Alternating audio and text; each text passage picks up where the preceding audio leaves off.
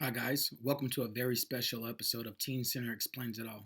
My name is Mr. Mark, and I'm here with the Alameda Point Collaborative Teen Center, where all the kids in our neighborhood, we hang out, we do art, we do projects, we go on trips, and anything that the kids want to do, that's what I want to do too. Today, we have to have a very important conversation. We need to talk about civil rights. We need to talk about justice. And we need to talk about how we can be involved in making the world a better place. No music today because I don't want to trivialize this. This is important. This is what the kids have to say about the world that they live in. Stay tuned. Yeah, where you at? What's your name? Sure. My name is Jonathan, and I'm at the Teen Center. Princeton Cadet, Alameda, California. Matthew Jefferson, Alameda, California. Recording now. First things first, tell them both y'all names and where you at. Okay, I'm I'm Amir, and this is my brother Ahari. Ahari, can you stop, please, sir? Please, sir. Please, sir. Please, sir. My name is Deja, and I'm at the Teen Center.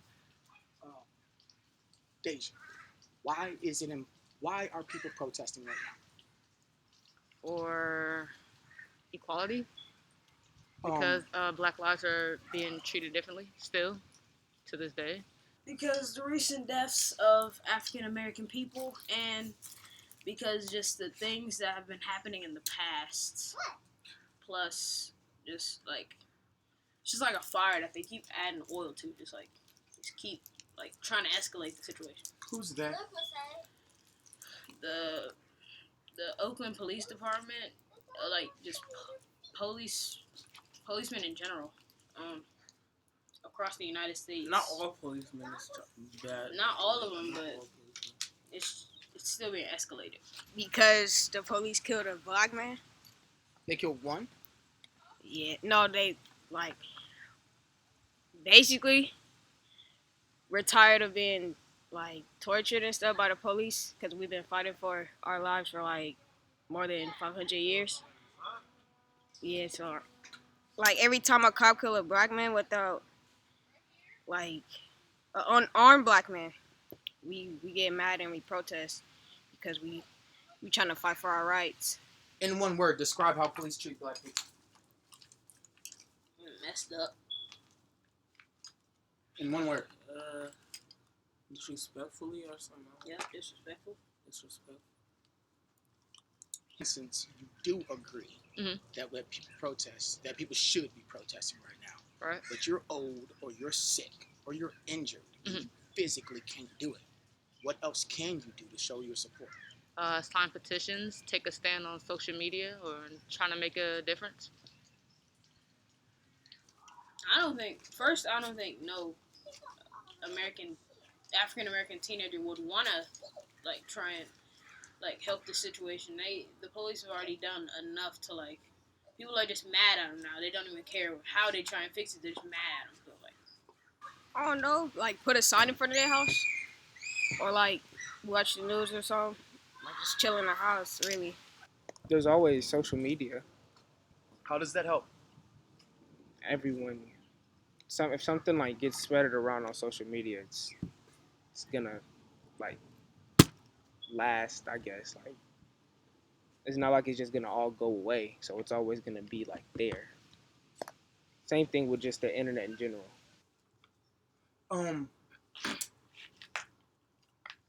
What do you think is the most important thing that got us in this situation?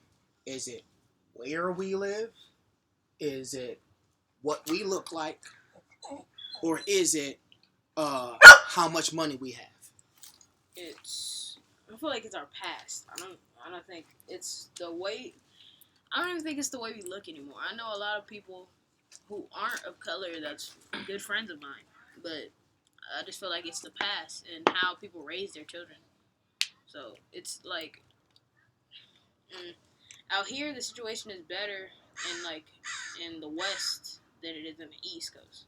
So on the East Coast it's worse. It's worse situations than what's happening now. So, what is the main difference between how we feel about police Mhm. versus how other people feel about police? Is it where we live? Is it what we look like? Is it events from the past? What do you think is the main thing that needs to be addressed before we can have a better relationship with police? I mean, first I would go to it's where we live, because I feel like if I was still African American and lived on Park Street, I wouldn't get treated how I get treated living here. I feel like it'd be a way different thing. So I think where we live has something to do with it, or what they think about where we live. It's what they think. Yeah. About where Yeah. Like for example, recently I have a neighbor, and a car drove down the street and hit her car, but she was parked and she was inside her house. So when she came out, she noticed that her mirror was like broken on the floor, and the police. She called the police, and the police came, and they couldn't do nothing. And they told her, "Well, I mean, look where you live," you know. So it's like they said that to her. they said that to her. They said, "I mean, we're look where you live." So they couldn't do nothing about it. But I feel like if she would have lived on Park Street, they would have put more of a effort into doing something, or they wouldn't even have a reason to say what they have said if it was somewhere else and not down here. Is it just the police, or is it the fire department and the ambulances too? I don't know. I feel like the fire department never really did nothing wrong. They come on time. See a fire, I mean, they're here.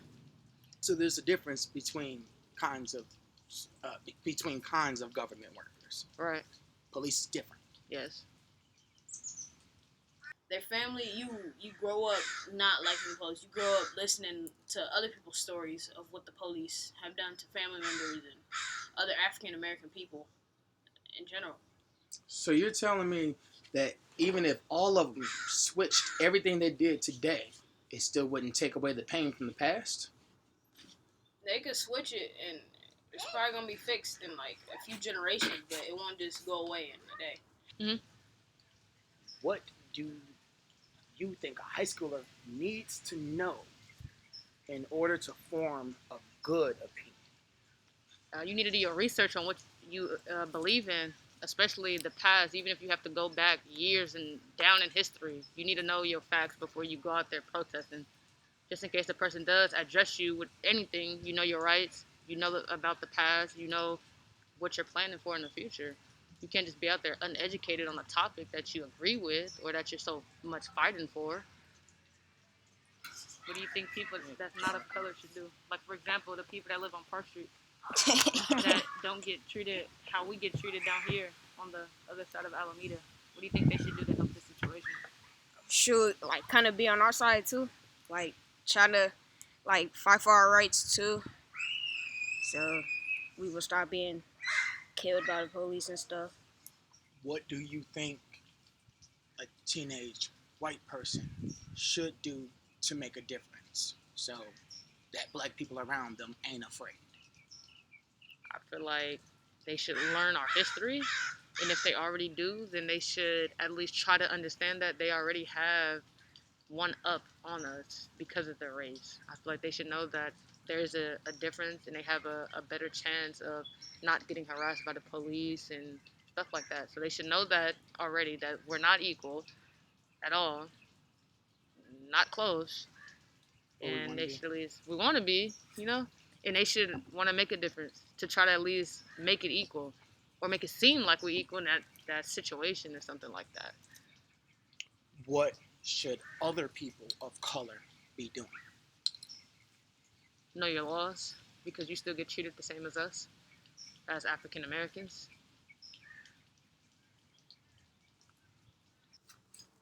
I would say talk to other people on social media about what's happening and doing exactly what we're doing right now and trying to figure out an answer for things that's happening in the world right now. So even white teens, if they can't protest, if they don't understand, they should be having conversations? Yeah, they should talk, figure out something that they can do if they want. Who benefits from racism? White people. How do they benefit? I mean, I know for a fact we don't because it's hard for us to still, get jobs or get treated how other people would.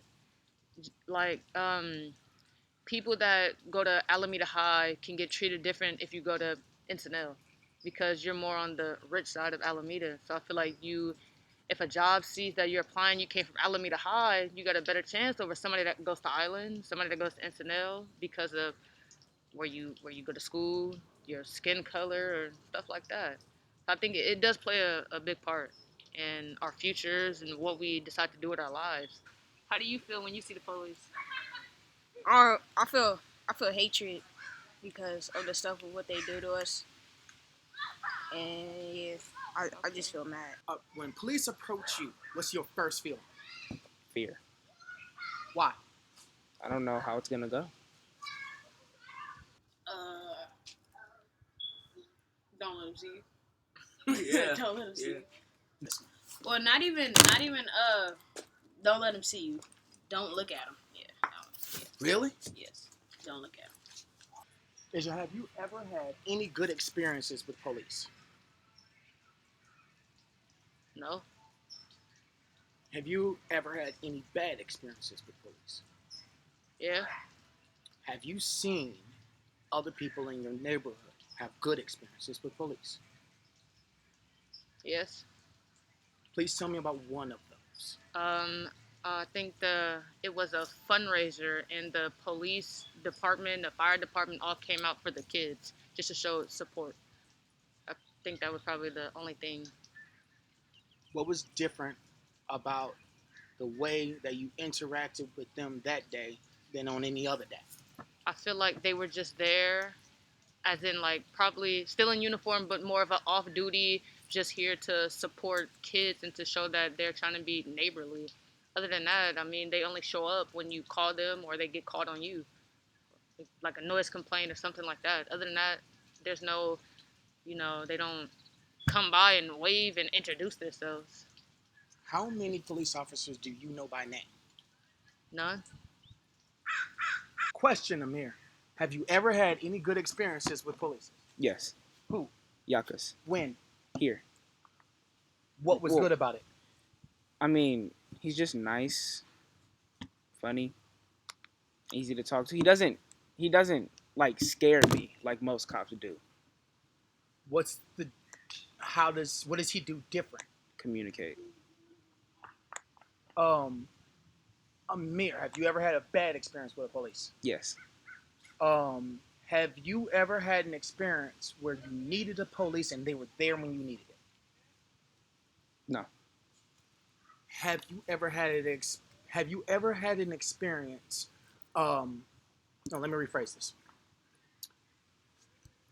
Because you have had one good experience, what do you recommend all police officers do to have better relationships with people? Communicate more. Know who you're protecting. Mm. It's like I don't know anything about you, but yet I'm still supposed to save your life whenever you need saving. That's no. It would work better if I knew you. Have you had any good experiences with any police officers ever? Yeah. Yeah, Like who? once. I forgot his name. I forgot his name. Here? Yeah. Yakas. Yeah. Yakis. What was different about Yakas? It was like more kind and he understand. He talks and stuff. He talks to us and all that. But yeah. Is that not like a regular police officer? Is that different? Well, it is, but I don't know what I'm trying to say. I feel like most policemen are good, but they act on how the other policemen influence them. So. Okay, and do you think the police could do anything different to help? Hell yeah! Like what? Stop shooting us every time we reach for our IDs. Yeah, like how you gonna shoot us for reaching for something you asked for? Yeah, like come on. Identification reaches in your pocket, now you got shot. Spend more time with your community and don't just come when you have to. Just if you really want to help the situation, to spend more time with your community, make a better reputation than the reputation that's already like imprinted for most people on the police.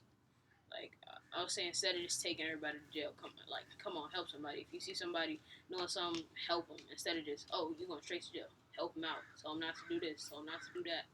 Like, you can't just like, I don't really know, but that's what I just try and help them and stop. Like,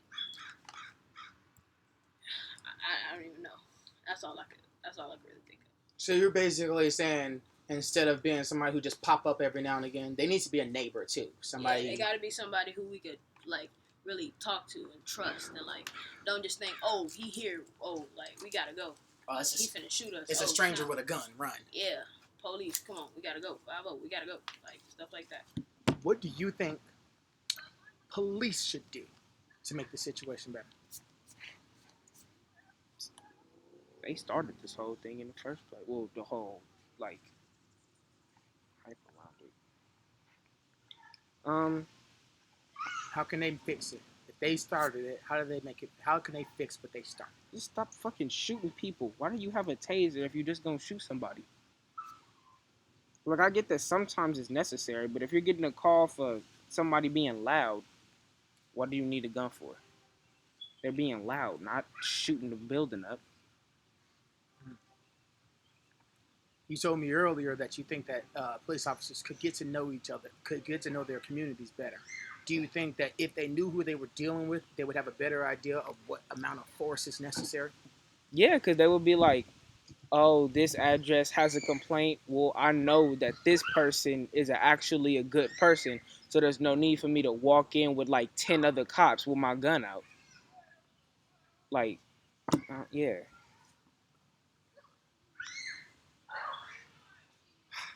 Okay.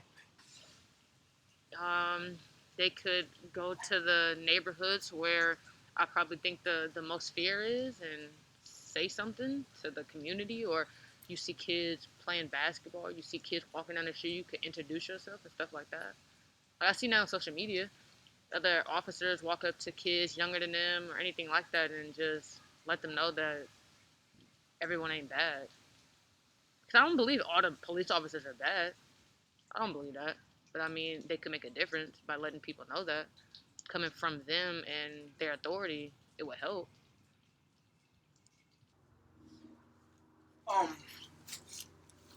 For those of us black people who are lucky enough to not be in those worst situations, is there anything that we're not supposed to do to make the situation worse? Something we should definitely not be doing because it makes the situation worse. Egging on the police, like trying, like it was a guy who, he was African American. I think they killed him too. He was at Jack in the Box or Wendy's or something, and they killed him when he tried to run. If I was in that situation, I would just like let him take me to jail. He was drinking, but I think he escalated the situation to where he did that. If he wouldn't have ran and tased the other policeman, if he would have just stopped and just thunk about the situation that he was in, and the police, they did something too. They didn't have to shoot him. They knew he was under the influence of something. Why would they? But I say if he would just would have stopped and just thunk about the situation that he was in, I'm pretty sure that he wouldn't have went to jail. He probably would have, but you never know. So. Have you ever had to call the police? No. When you have seen other people need police and call them, how long did it take for them to show up? A long time. When you are on the other side of town and on Park Street, do you have the same kinds of interactions with police as you do here? No. What's different? I feel like, well, first and foremost, I feel like Alameda is split into like 3 different categories because you have Park Street, you have this side of Alameda, and you have like Bay Farm. I feel like if you on Park Street, you have no reason to fear anything, you know? it's more of a rich neighborhood. So it's like you don't worry about things. You don't like fear the police messing with you or anything like that. But I feel like over here, they're out to get you. You see the police driving by and it's like you stop what you're doing, you just look to make sure like they don't come this direction or something. You don't even have to be doing anything wrong. It's just an instinct in you that makes you pay attention to things like that. Matthew, what's something your parents told you always to do as a black man in America when dealing with the police? I know every black parent said something like that to their kid.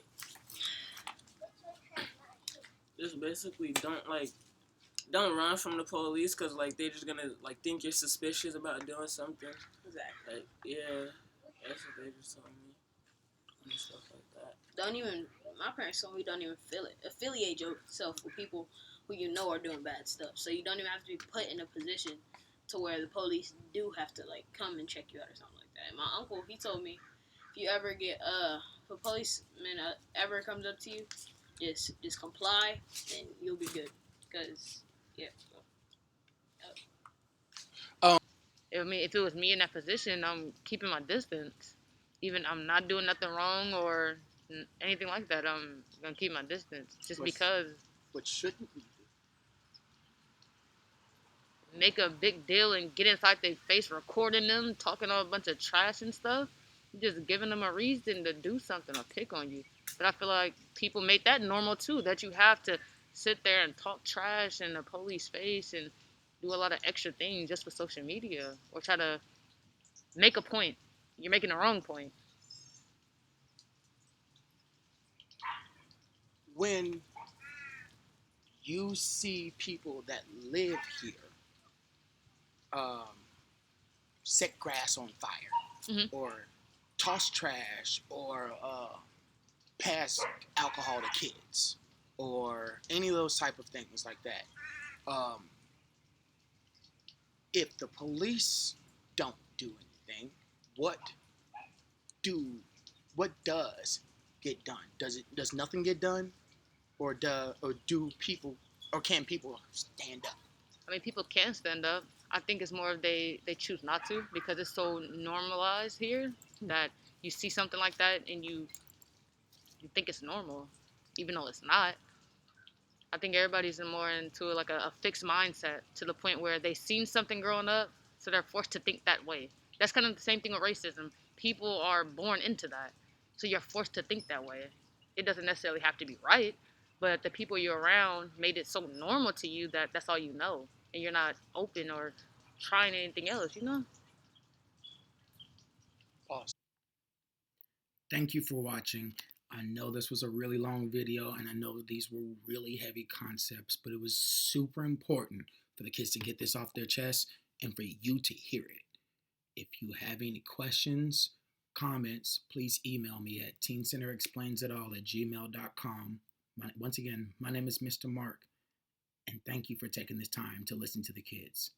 I hope that maybe you learned something, and I hope some of this can be useful for you. Till next time. Can you start a new video? I got you. Oh no, we didn't press stop. We can keep going. No problem.